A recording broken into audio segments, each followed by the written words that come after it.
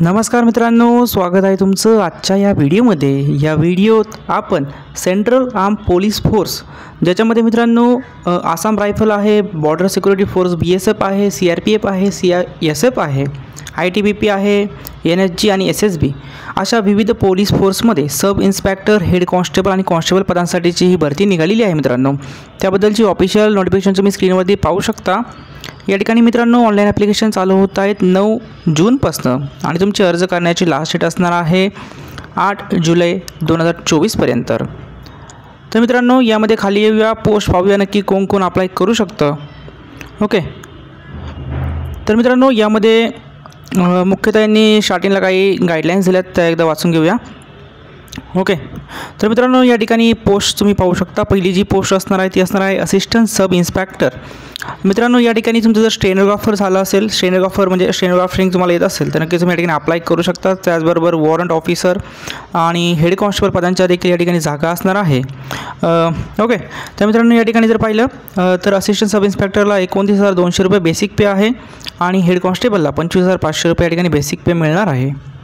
Okay, तर खाली येऊया। खाली आल्यानंतर या ठिकाणी पोस्टची तुम्ही पाहू शकता की कॅटेगरी वाईज नक्की जागा कशा आहेत त्या तुम्ही या ठिकाणी पाहू शकता। BSFसाठी पण जागा आहेत, CRPFसाठी पण जागा आहेत, फक्त CISFसाठी सगळ्यात जास्त जागा आहेत। 146 जागा या ठिकाणी CISFसाठी आहेत असिस्टंट सब इन्स्पेक्टरसाठीच्या। ओके, त्यानंतर खाली येऊया। खाली आल्यानंतर हेड कॉन्स्टेबलच्या जागा तुम्ही स्क्रीनवरती पाहू शकता।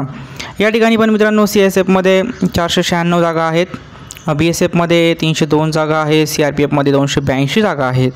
जागा जास्त आहेत, नक्कीच तुम्ही या ठिकाणी अप्लाय करू शकता मित्रांनो। ओके, तर खाली येऊया। या ठिकाणी तुम्हाला अप्लाय कसं करायचं तर मित्रांनो सिम्पली तुम्हाला recbt.bsf.gov.in या वेबसाईटवर जायचं आहे आणि तिथे जाऊन तुम्हाला फॉर्म भरायचा आहे। ओके, तर फॉर्म कसा भरायचा याच्यावरती पण आपण व्हिडिओ बनवूया। त्यानंतर इथं ठिकाणी खाली काही महत्त्वाची माहिती आहे मित्रांनो। या ठिकाणी एज लिमिटचा एक पॉईंट आहे। एज लिमिटमध्ये मित्रांनो तुमचं वय हे 18 ते 25 वर्षाचं एज लिमिट या ठिकाणी त्यांनी दिलेलं आहे। ओके, जर तुम्ही OBC असाल तर नक्कीच तुम्हाला या ठिकाणी 3 वर्षाची सूट मिळेल। जर तुम्ही SC/ST असाल तर तुम्हाला या ठिकाणी 5 वर्षाची एजमध्ये रिलॅक्सेशन तुम्हाला मिळणार आहे। खाली येऊया, बाकीचे पॉईंट्स पाहूया। ओके, खाली आल्यानंतर मित्रांनो जर तुम्ही EWS असाल तर EWSचा तुम्हाला सेंट्रलचा दाखला तुमच्याकडे लागेल। त्यानंतर तुम्ही 12वी उत्तीर्ण असाल आणि तर तुम्ही या ठिकाणी नक्कीच अप्लाय करू शकता। डिप्लोमावाले पण अप्लाय करू शकतात। ओके, एज रिलॅक्सेशनचा पॉईंट होता हा। सिलेक्शन प्रोसेसमध्ये तुमची एक रिटन एक्झामिनेशन होईल। त्यानंतर बाकीच्या तुमचे जे काय टेस्ट असतात PMT, physical endurance test, physical measurement test त्या कंडक्ट केल्या जातील।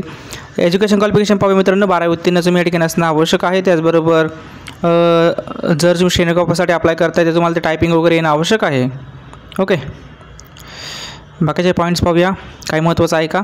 अप्लाय कसं करायचं मी तुम्हाला सांगितलं आहे की BSFच्या ऑफिशियल वेबसाईटवर जाऊन फॉर्म भरायचा आहे। 8 जुलैच्या अगोदर फॉर्म भरायचा मित्रांनो। फॉर्मसाठी 100-150 रुपये फी असेल ती भरू शकता। मुलींसाठी फी नाही आहे, SC/ST वाल्यांसाठी पण या ठिकाणी फी नसणार आहे मित्रांनो। ओके, तर तुमचे एक्झाम सेंटर पण तुम्ही या ठिकाणी पाहू शकता जर तुम्ही या ठिकाणी फॉर्म भरताय तर। आता महाराष्ट्रासाठी जर आपण एक्झाम सेंटर पाहिलं तर महाराष्ट्र कुठे गेला, एक मिनटं, महाराष्ट्र जरा खाली असेल, महाराष्ट्रासाठी पाहूया। महाराष्ट्र ठिकाणी या ठिकाणी नागपूर या ठिकाणी तुमचं एक्झामिनेशन सेंटर असणार मित्रांनो। तर नागपूरला जाऊन तुम्हाला पेपर वगैरे द्यावे लागतील। ओके, तर याच्यामध्ये तुम्हाला काय डाऊट असेल तर नक्कीच कमेंट बॉक्समध्ये विचारा। चॅनल असाल तर चॅनलला सबस्क्राईब करा। धन्यवाद।